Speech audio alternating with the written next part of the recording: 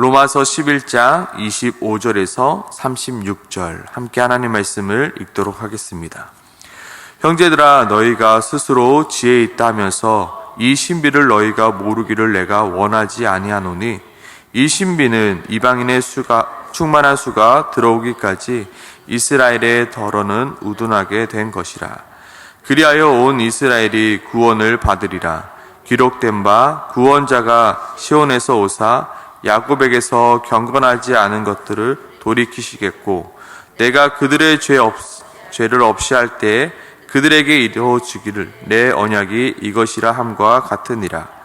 복음으로 하면 그들이 너희로 말미암아 원수된 자요, 택하심으로 하면 조상들로 말미암아 사랑을 입은 자라. 하나님의 은사와 부르심에는 후회하심이 없느니라. 너희가 전에는 하나님께 순종하지 아니하더니 이스라엘이 순종하지 아니하므로 이제 긍휼을 입었는지라. 이와 같이 이 사람들이 순종하지 아니하니 이는 너희에게 베푸시는 긍휼로 이제 그들도 긍휼을 얻게 하려 하심이라.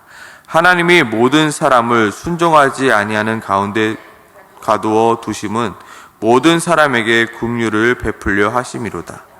깊도다 하나님의 지혜와 지식의 풍성함이요, 그의 판단은 헤아리지 못할 것이며 그의 길은 찾지 못할 것이로다. 누가 주의 마음을 알았느냐? 누가 그의 모사가 되었느냐? 누가 주께 먼저 드려서 갚으심을 받겠느냐? 이는 만물이 주에게서 나오고 주로 말미암고 주에게로 돌아갑니다. 그에게 영광이 세세에 있을지어다. 아멘. 오늘 말씀인 25절은 이렇게 시작하고 있습니다. 형제들아, 너희가 스스로 지혜 있다면서 이 신비를 너희가 모르기를 내가 원하지 아니하노라. 여기서 나오는 신비라는 단어에 우리는 밑줄을 한번 쳐볼 필요가 있습니다. 신비, 이것은 어떻게 크게 말하면 하나님의 계획이자 하나님의 뜻과 같은 것입니다. 이 신비란 무엇인가? 과연 형제들이 모르기를 원하지 않았던 그 신비이자 그 하나님의 계획은 무엇이었을까요? 바로 사도 바울이 말하고 있는 이 신비는 바로 30절에서 32절에 말하고 있습니다. 30절에서 32절 말씀입니다. 너희가 전에는 하나님께 순종하지 아니하더니 이스라엘이 순종하지 아니하므로 이제 긍휼을 입었는지라.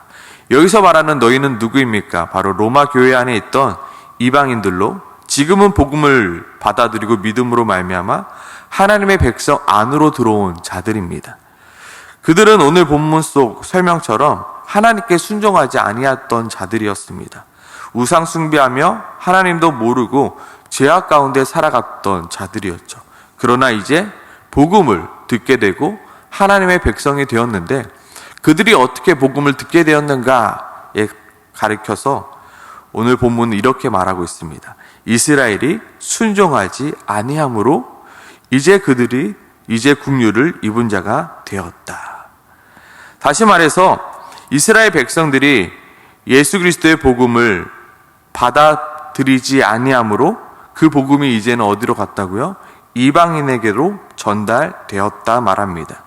결국 하나님께서는 이스라엘이 순종하지 아니함으로 그 복음의 소식을 이방인에게 돌리셨고, 그 복음의 소식을 들은 이방인들이 이제 하나님의 백성이 되었다.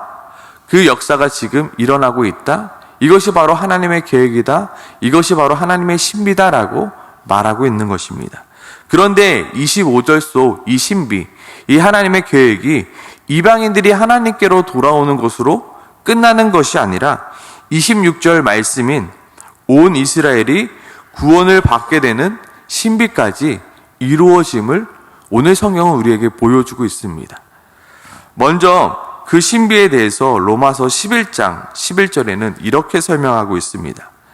그러므로 내가 말하노니 그들이 넘어지기까지 실족하였느냐? 그럴 수 없느니라. 여기서 내가 말하노니 그들이라고 말하는 것은 먼저 예수 그리스도의 복음이 시작되었던 이스라엘을 말하는 것입니다. 그리고 그들이 넘어지면 무엇입니까? 바로 예수 그리스도의 복음을 받아들이지 않은 것을 말합니다. 계속해서 그들이 넘어짐으로, 그들이 복음을 받아들이지 아니함으로 어떻게 되었다고요? 구원이 이제는 이방인에게 이르게 되었다는 것입니다. 그리고 이방인에게 구원이 감으로 이제는 어떻게 되었다고요? 이스라엘로 식인하게 하게 되었다라고요. 이제 이방인들이 예수 그리스도의 복음을 듣고 믿음으로 하나님의 백성이 되므로 이제는 이스라엘 백성들이 시기하게 되었다라는 것입니다. 하나님께서는 이스라엘 백성들을 시기나게 하심으로 다시금 이스라엘 백성들이 하나님에게로 돌아오는 그 하나님의 큰 계획과 하나님의 그 큰 뜻이 있었다는 것입니다. 로마서 11장 14절에 보면 사도 바울이 이렇게 고백하고 있거든요. 이는 혹 내 골육을 아무쪼록 시기하게 하여 그들 중에서 얼마를 구원하려 함이라. 사도 바울이 고백하고 있듯이 그들이 시기나게 함으로 해서 그들이 다시금 하나님 곁으로 하나님의 백성으로 돌아오게 하겠다라고 말하고 있습니다. 간단하게 이스라엘이 복음을 받아들이지 아니하므로 그 복음이 이제는 이방인들에게 가게 되었습니다. 그리고 그 복음을 받아들인 이방인들을 보고 이스라엘이 시기함으로 다시금 이스라엘 백성들이 복음을 받아들이고 하나님께로 돌아온다라는 하나님의 큰 계획이자 하나님의 그 크신 신비를 너희가 알기를 원하노라 오늘 성경은 우리에게 말하고 있는 것입니다. 그리고 하나님께서 그 하나님의 계획 중 가장 중요한 것이 바로 32절로 다시 한번 간단하고 명료하게 말씀하고 있는데요. 내가 왜 이렇게까지 하느냐? 너희가 이것을 알기 원하는데 하나님이 모든 사람을 순종하지 아니하는 가운데 가두어 두심은 어떻게 해요? 모든 사람에게 긍휼을 베풀려 하심이로다. 바로 하나님의 구원 계획의 가장 큰 키포인트가 이겁니다. 모든 사람을 순종하지 아니한 가운데 가두어 두심은 왜 그렇다고요? 모든 사람에게 긍휼을 베풀기 위해서. 바로 하나님의 가장 구원 계획 신비인 키포인트가 이거라는 것입니다. 그런데 말입니다. 저는 도저히 이해가 되지 않더라고요. 하나님 왜 그렇게까지 하시나요? 하나님, 도대체 하나님의 계획에 내가 100%는 순종할 수 없을 것 같아요. 하나님, 왜 처음부터 하면 되지? 왜 이스라엘을 또 시기나게 하셔서 그들이 그렇게 돌아오게 하십니까? 우리는 성경을 읽다 보면 하나님의 계획에 이해가지 않을 때가 많습니다. 특히 초등부 아이들 설교하거나 하면 목사님, 왜 하나님은 에덴 동산에 선악을 알게 하는 나무를 만드셔서 왜 그것을 또 열매를 먹게 하셔서 하나님이 막으면 되잖아요. 하나님이 안 만들면 되잖아요. 왜 하나님이 그렇게 하셔가지고 왜 그렇게 아담과 하와가 쫓김을 받게 되고 왜 이 땅에 죄가 들어오게 하셨을까요? 이해가 되지 않거든요. 근데 오늘 읽었던 이 32절 말씀이 말하고 있죠. 모든 사람이 순종하지 아니한 가운데 가두어 두심 뭐하기 위해서요? 모든 사람에게 긍휼을 베풀기 하시며. 이게 하나님의 키포인트라고. 이게 하나님의 계획이라고. 하나님, 우리가 죄 지을 줄 알았으면 하나님이 막으셨으면 됐잖아요. 왜 안 막으시는 건가요? 왜 하나님, 왜 우리에게 어려움을 주시고 왜 우리에게 힘듦을 주십니까? 그렇게 안 주시면 되잖아요. 근데 이게 포인트라고요. 하나님이 모든 사람을 순종하지 아니한 가운데 가두어 두심은 모든 사람에게 긍휼을 베풀려 하심이라. 우리는 100% 이것이 이해는 되지 않습니다. 왜 그렇게 하셔야만 합니까? 정말 그 방법밖에 없습니까? 더 좋은 방법이, 더 멋진 방법이 있을 텐데 하나님은 왜 그런 방법을 선택하셨나요? 우리의 인생에도 이러한 질문들을 할 때가 많이 있습니다. 하나님, 왜 나에게 이런 길을 허락하셨습니까? 좀 더 편한 길, 좀 더 안전한 길이 있지 않습니까? 정말로 이 길이 최선의 길입니까? 내가 보기에는 저 길이 더 편한 길이고 저 길이 더 좋은 길 같은데 왜 하나님은 저 길을 나에게 허락하지 아니하시고 왜 이렇게 어려운 길을 나에게 허락하십니까? 라고 하나님께 반문을 할 때가 있다는 것입니다. 사실 사도 바울의 개인적 바람은 바로 이스라엘의 사도가 되는 것이었습니다. 정말로 사도 바울의 꿈은 이스라엘 백성들이 하나님께로 돌아오는 게 사도 바울의 꿈이었습니다. 그래서 사도 바울은 이렇게 고백하죠. 나의 형제 곧 골육의 친척을 위하여 내 자신이 저주를 받아 그리스도에게서 끊어질지라도 나는 그들이 하나님의 백성이 되기를 원합니다라고 고백하고 있죠. 근데 하나님께서는 어떻게 하셨나요? 그 사도 바울을 이스라엘의 사도로 쓰신 것이 아니라 이방인의 사도를 쓰십니다. 나는 이스라엘에게 복음을 전하고 이스라엘을 하나님께로 돌아오게 만들어야 되는데 하나님께서는 계속 다른 길로 보내시는 것입니다. 계속 이방인의 길로 보내시는 것입니다. 이방인에게 복음을 전하는 자로 계속해서 사용하시는 것입니다. 사도 바울로서는 이해가 가지 않습니다. 하나님, 내가 원하는 것은 이방이 아니라 이스라엘인데 왜 하나님은 자꾸 나에게 이방의 길로 가라고 하십니까? 아마 처음 사도 바울은 답답하고 답답했을 것입니다. 그럼에도 불구하고 사도 바울은 자신의 생각대로 하는 것이 아니라 하나님의 말씀을 따라 이스라엘이 아닌 이방인의 사도로 평생을 살아왔습니다. 그리고 오늘 로마서를 통하여 사도 바울은 하나님께서 왜 자신을 이방인의 사도로 쓰셨는지 깨닫게 되었음을 오늘 말하고 있습니다. 13절 14절인데요. 바로 이거죠. 내가 이방인인 너희에게 말하노라.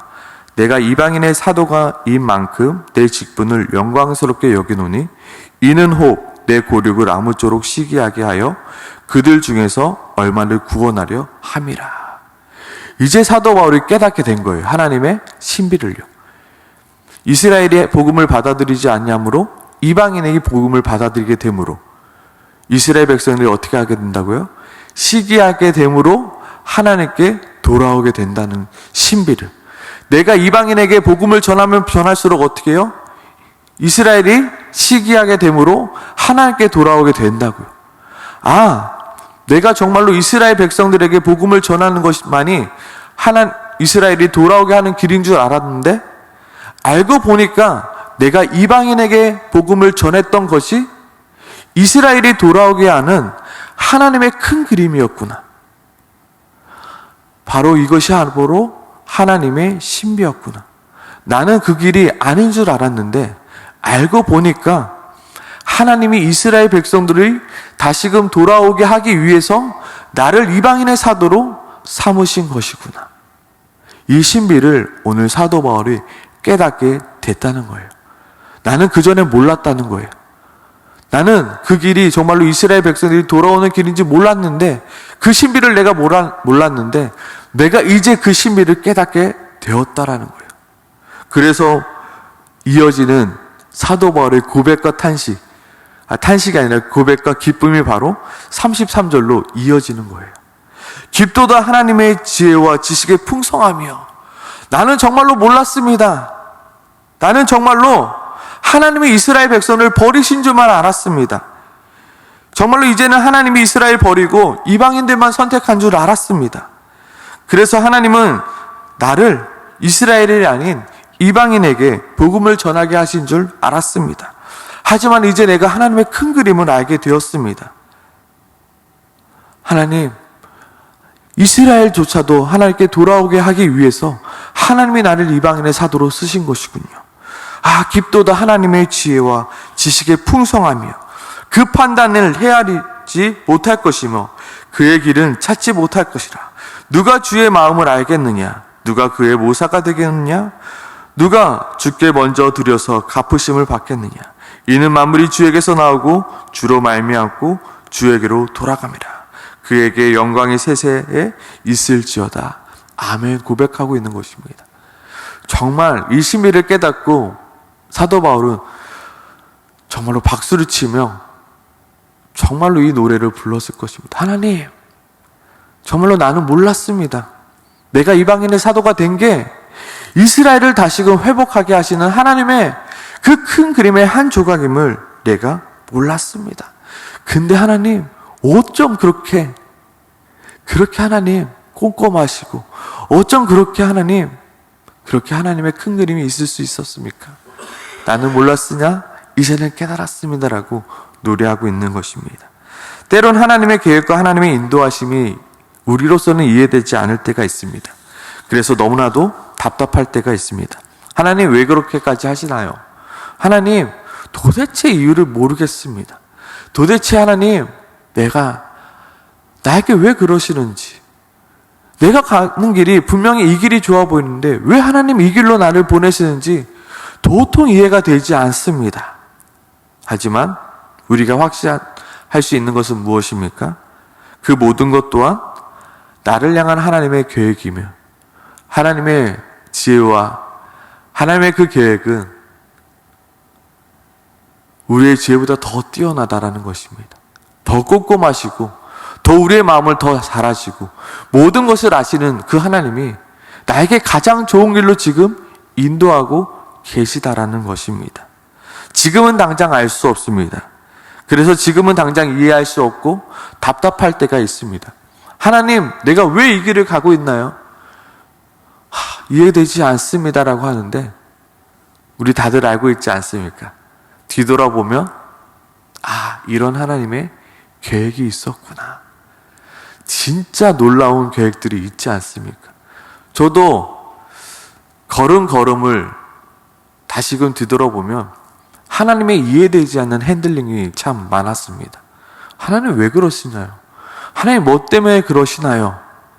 하고 뒤를 돌아보니까요, 나를 향한 계획도 있지만 다른 일을 향한 계획 또한 있더라고요. 그것이 정말 영화로 각본을 써도 모자랄 만큼의 그 각본들이 짜맞히는 것이 보게 되더라고요.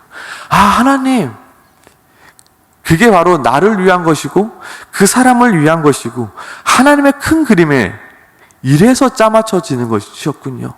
하나님의 이러한 계획들이 있으셨구나.